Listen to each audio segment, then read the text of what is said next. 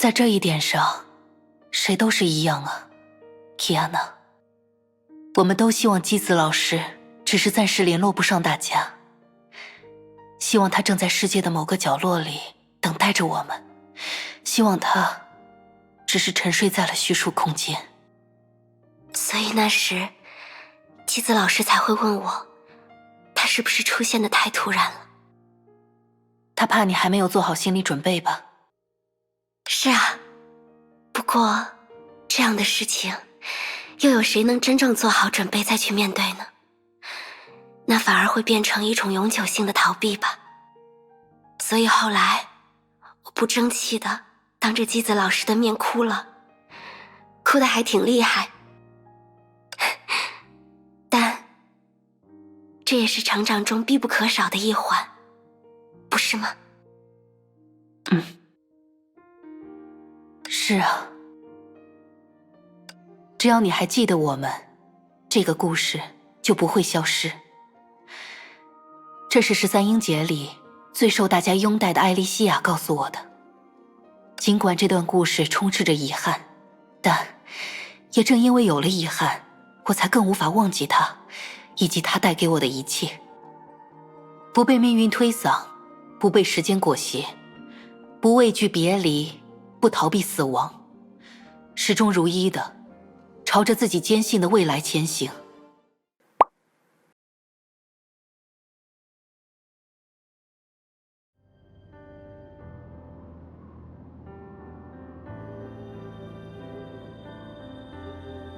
就在这里吧。你们应该知道，像你们自己这样拥有环形起点的律者，可以把自己的意识储存在核心当中吧？是说像瓦尔特先生那样吗？还是说从前的他？我的确听说过类似的事，甚至自己的意识也曾经和另一个人格争夺过身体的主导权。但要说让意识主动进入核心，我还没有这样做过。没关系，这次不会由你单方面主导。你们都是律者，只要彼此的身心充分开放，一方进入另一方的思想空间是很轻松的事。提安娜，你只需要全身心的放松，去感受雷电牙医这个人的全部。而牙医，你可以充分利用初入往事乐土的经验，让自己的意识顺其自然地进入皮安娜的体内。可是，具体要怎么做呢？理论上有很多种方法，不过，就让我挑一种对你们来说成功率最高的方式吧。这样，然后这样，就可以了吗？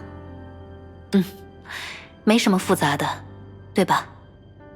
不过，这还真是让人觉得有些奇怪啊。放轻松，不要心怀杂念。啊，好的，对不起，不用向我道歉。大家都是女孩子，保持沉心静气，将注意力只集中于进入和接纳本身就好。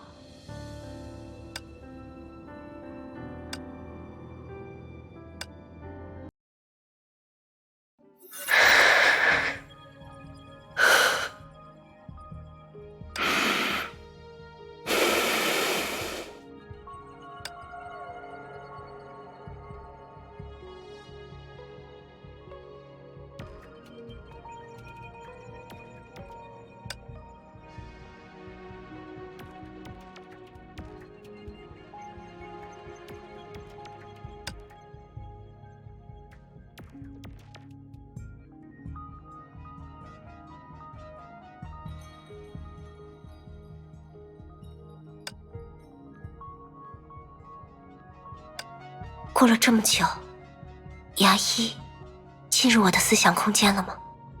是不是有哪里不对？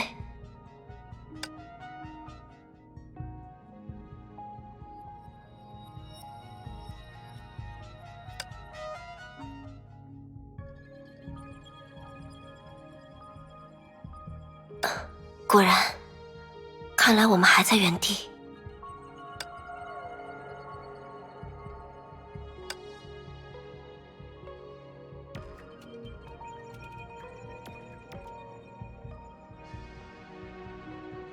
进入思想空间，进入思想空间，进入思想空间。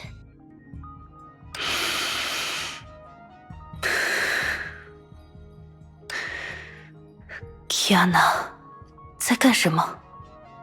他这个样子，我不就更难专心了？还是说，听见回音，其实是我已然进入 Kiana 思想空间的证明？不，那怎么可能？我究竟在想些什么？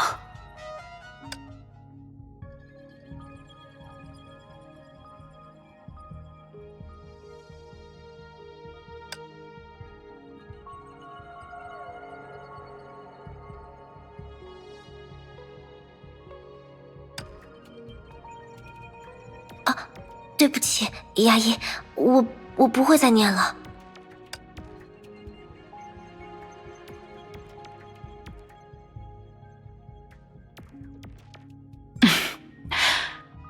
我方才的所思所想，不也被你知道了吗？这样，就算扯平了吧。不过这么说的话，我们是不是快成功了？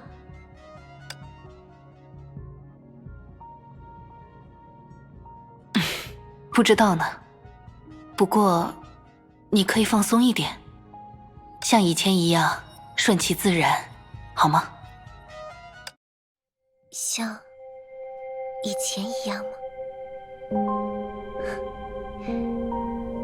真是只有牙医才会说出的话呢。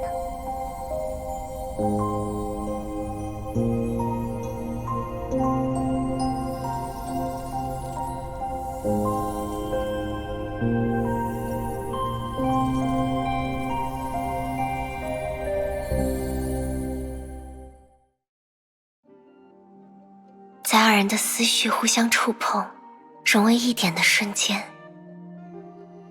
一种浅绵般的轻盈悄然而至。不知是谁先动了心念，他们骤然升空，化作两只被暖风托起、上下翻飞的纸鸢。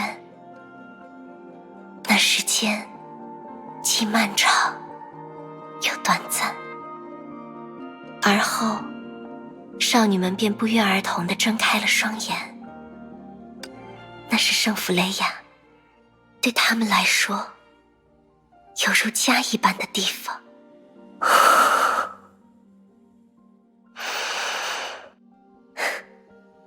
没想到我们的第一站就是这里。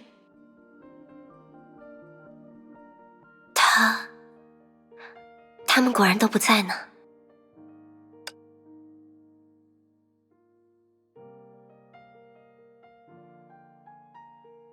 Kiana， 在支配剧场的时候，你见过姬子老师，对吧？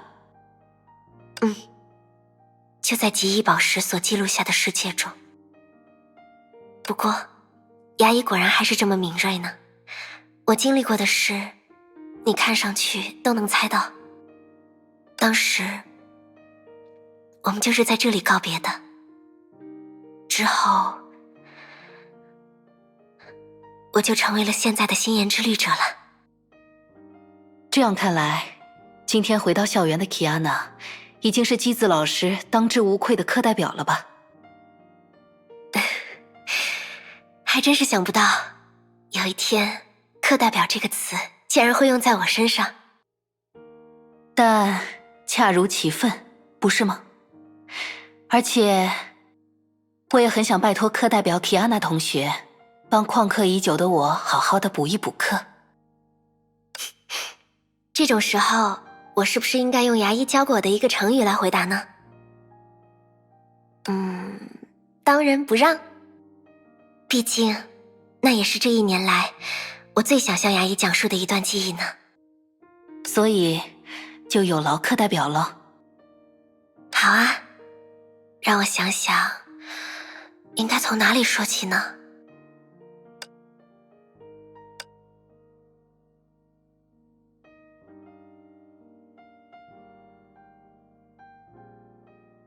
那天，他和我说的第一句话是：“好久不见 ，Kiana。”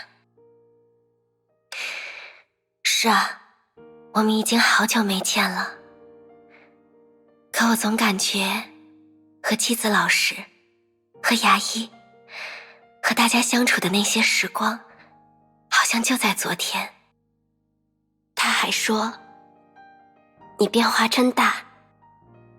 可我当时想，如果放弃变化，就能让一切坏事都没有发生过，那我倒宁愿一直都是普拉尼亚口中说的那个笨蛋 Kiana。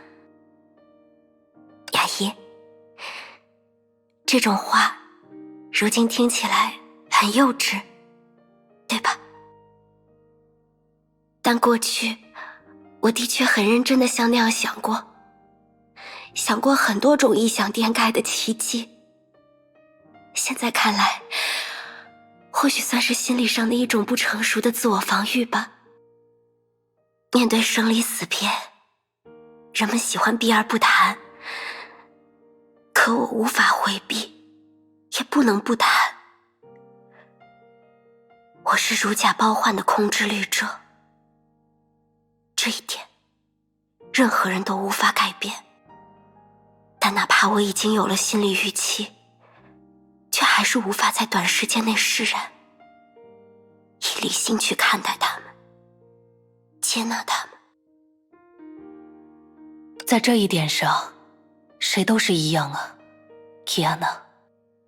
我们都希望基子老师只是暂时联络不上大家，希望他正在世界的某个角落里等待着我们，希望他只是沉睡在了虚数空间。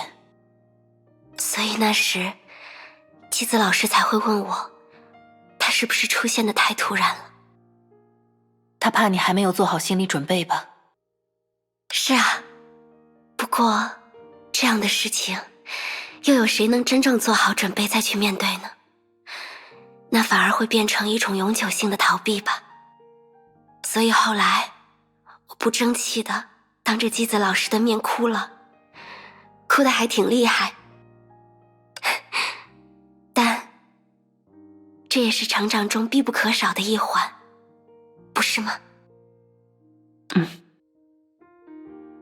是啊。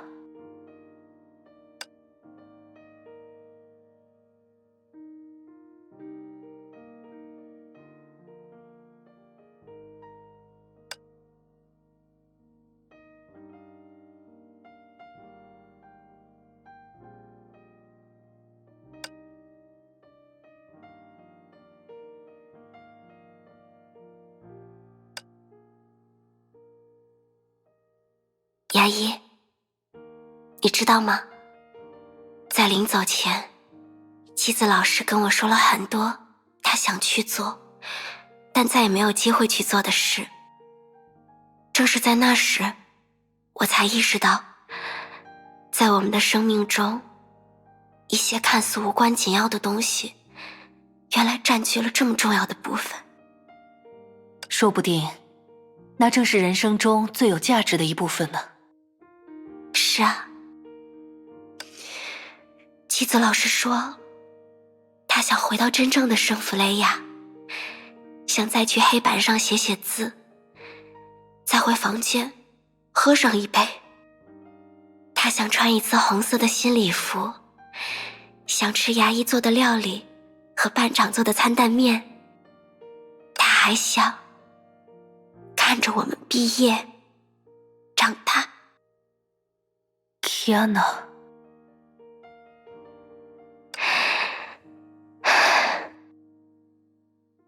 有些感伤，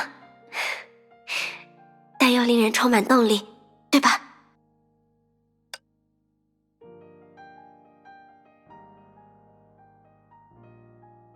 比起泪水，当然还是笑容更适合回忆啊。毕竟，当你为错过太阳而哭泣的时候，也要再错过群星了。这是泰戈尔的诗。牙医喜欢的话，回去以后我借给你看吧。好啊。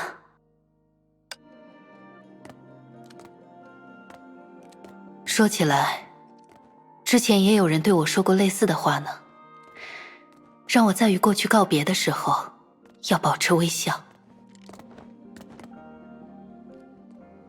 往事乐土，那是世界蛇干部的试炼之地，一个由记忆和记忆体构筑而成的世界。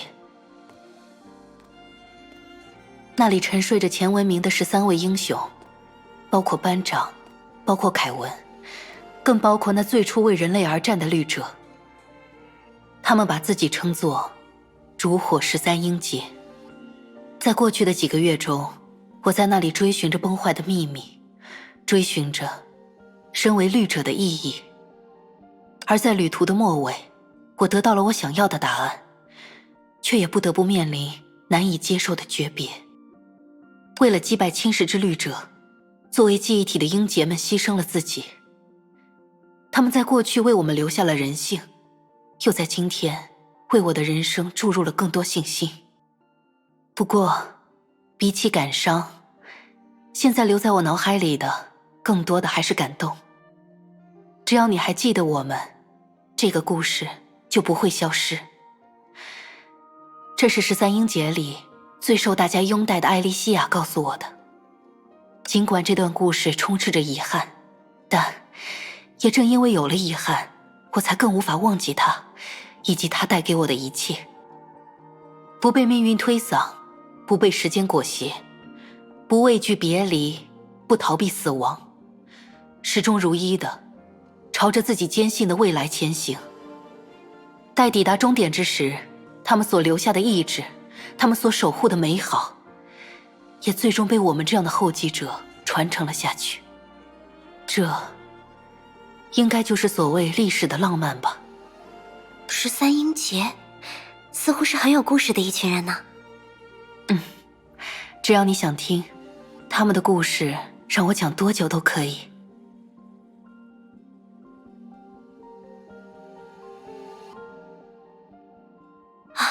我们似乎已经聊了很久，不过这边也没发现什么异象呢。你好像松了一口气。是啊，毕竟谁也不知道真正的精神枷锁究竟是什么。如果在这里和莫名其妙的敌人开战，周遭的环境也就难免会被波及。你就当是我的一点私心吧，我想让圣弗雷雅一直保持着我们记忆中的样子。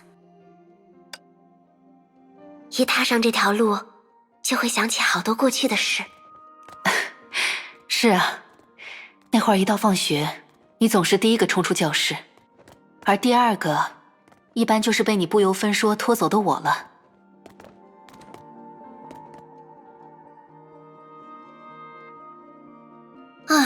谁叫牙医做的饭实在是太好吃了，还在上前几节课的时候，我就一门心思念叨着下课，想快些回去吃饭。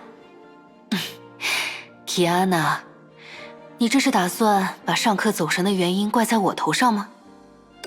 我当然是在怪我自己的胃，都怪他一直叫个不停，我才会这样的。说起来，布洛尼亚那会儿表面上冷淡，乍一看似乎对回宿舍这件事一点都不积极。不过他每次都会在前一天故意找借口套我话，想知道他的牙医姐姐第二天又准备了什么好吃的。你们呀。牙医，那堵围墙之后的美食街，你还有印象吗？当然。我记得在我修行不得要领，整天把自己关在屋子里练剑的时候，你都会想办法拉着我去那边吃冰淇淋和点心。有机会的话，我还想再尝一次白桃味的布丁呢。为什么牙医偏偏跳过了焦糖布丁和可丽饼？难道它们不好吃吗？你挑的都很好吃。至于为什么先说了白桃味，其实是因为……算了。牙医别卖关子呀。和你不一样，那是我第一次跟朋友交换着吃点心啊。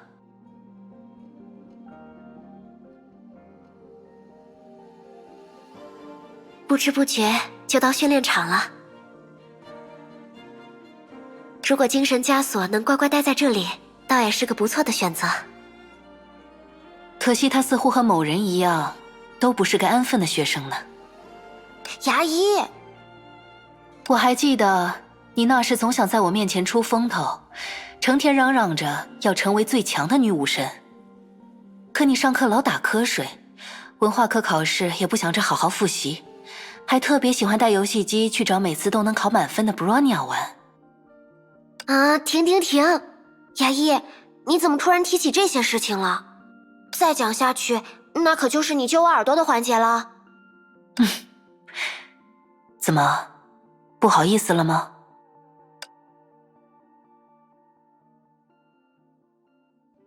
啊，牙医，我不是小孩子了。那当然了，现在的你，即使不需要我揪耳朵，不需要 Bronya 用激将法，也会去做你该做的事了。倒不如说，可能反而自觉得有点可怕。这倒不至于吧，比起幽兰戴尔那种，我平常还是挺懒散的嘛。